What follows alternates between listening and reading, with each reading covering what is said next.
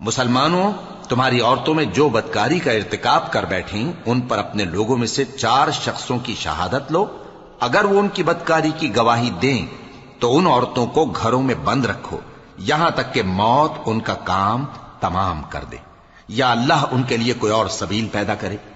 اور جو 2 مرد تم میں سے بدکاری کریں تو ان کو ایذا دو، پھر اگر وہ توبہ کر لیں اور نیکوکار ہو جائیں تو ان کا پیچھا چھوڑ دو۔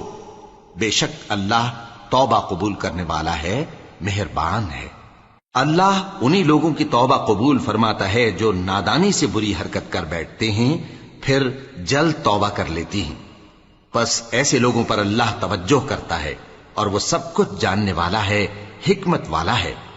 اور ایسے لوگوں کی توبہ قبول نہیں ہوتی جو ساری عمر برے کام کرتے رہیں یہاں تک کہ جب ان میں سے کسی کی موت آ موجود ہو تو اس وقت کہنے لگے کہ اب میں توبہ کرتا ہوں۔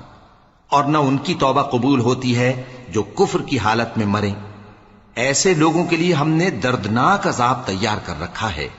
مومنوں، تم کو جائز نہیں کہ زبردستی عورتوں کے وارث بن جاؤ، اور دیکھنا اس نیت سے کہ جو کچھ تم نے ان کو دیا ہے اس میں سے کچھ لے لو، انہیں گھروں میں مت روک رکھنا۔ ہاں، اگر وہ کھلے طور پر بدکاری کی مرتکب ہوں تو اور بات ہے، اور ان کے ساتھ اچھی طرح سے رہو سہو۔ پھر اگر وہ تم کو ناپسند ہوں تو عجب نہیں کہ تم کسی چیز کو ناپسند کرو، اور اللہ اس میں بہت سی بھلائی پیدا کر دے۔